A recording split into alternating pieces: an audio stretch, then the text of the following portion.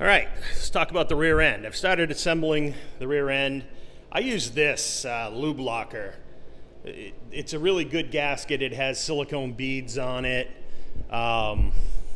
It's supposed to be the gasket you want when you don't want to put a bunch of sealer on it.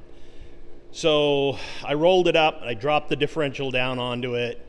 There are 2 bolts on the bottom. You gotta be careful that you get those 2 bolts. You can't really see them here, but those bolts down there underneath the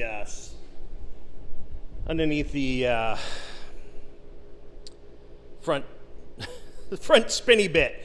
No, underneath the pinion. They can't go on and off with these long studs. So you got to kind of set it down on there. I set it on a couple of nuts and then put all the nuts on the clear post, then lowered it down all the way and everything was fine.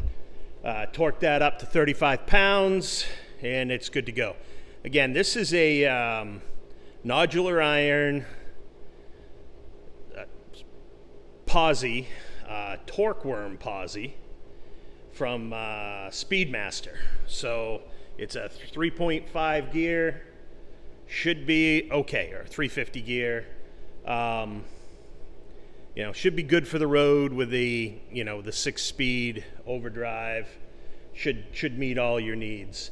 Got the axles in and the backer plates, torqued the little T-bolts.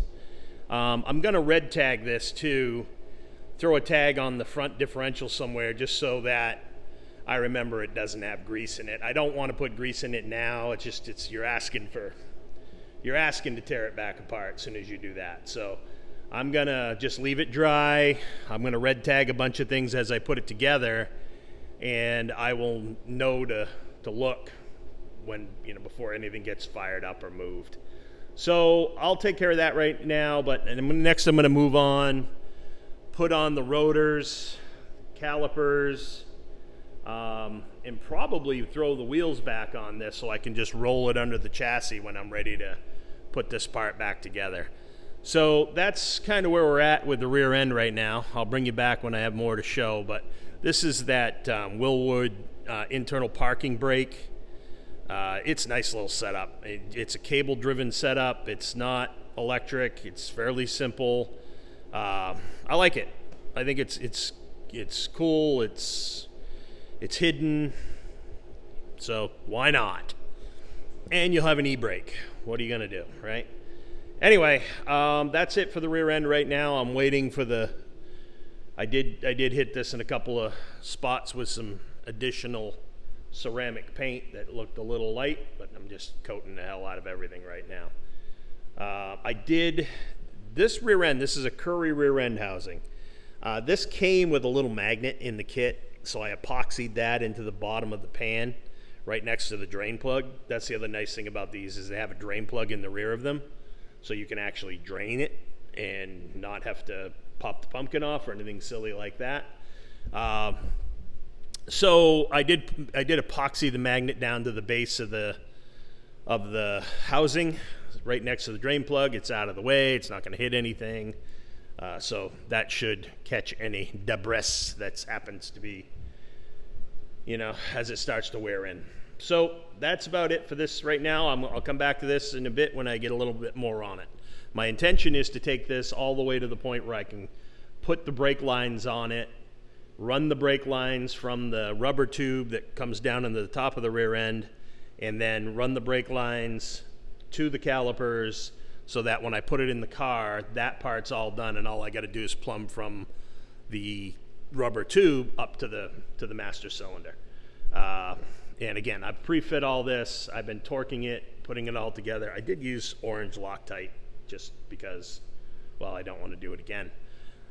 So orange is a good happy medium. It's a little better than blue and not quite as aggressive. Okay, just got the rotors, calipers on, slap the wheels on. The next thing I'm going to do before I slap this back into the frame is I'm going to actually run the brake lines on the housing here, and then I can wrap this up a little bit, get it masked off, not have to worry about anything. yeah, I think that's just a good way to start this. That way I can do the brake lines right on this rear end and not have to be crawling inside there to do it. So that's what I'll do. I'll get the brake lines set up on the rear end, up to the hose, and then we will go and slap it in. All right, rotor's on, caliper's on. I ran the brake lines. I had some of this black polyester coated steel line I was going to use on the rear end, and ran the lines up to the T. This will tie into the frame and we should be good.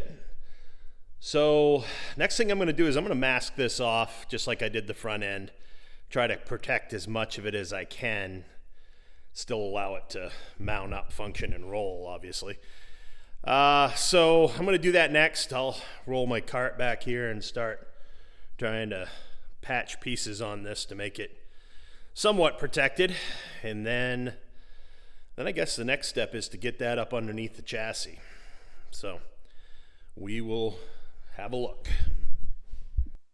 Okay, so it's all reinstalled. I haven't aligned it yet, but it's all masked off. Had my buddy Bobby stop by for a minute, so we slipped this right in. We'll add an extra set of hands. Sway bar is pretty tight. That bushing is really tight, but I think, obviously once it starts, the weight of the body on it and starts flexing a little bit, she'll come into it. But everything come out good. Pander bar is roughly right, but I got to go through and redo all the measurements, get everything set at some point. I probably won't do that right now, just because, I want to get some real world measurements with all the weight in it. But that will take care of it. And when I put the drive shaft in, I'll wrap up that U-joint so it doesn't get any dust or debris on it. And then I'll mask off all the bars and rods too. So yeah, that's basically it. Rear end's back in the car. Everything's on it. Should be good to go. I will finish that up. And then next step is to get the motor back in it. So there we are.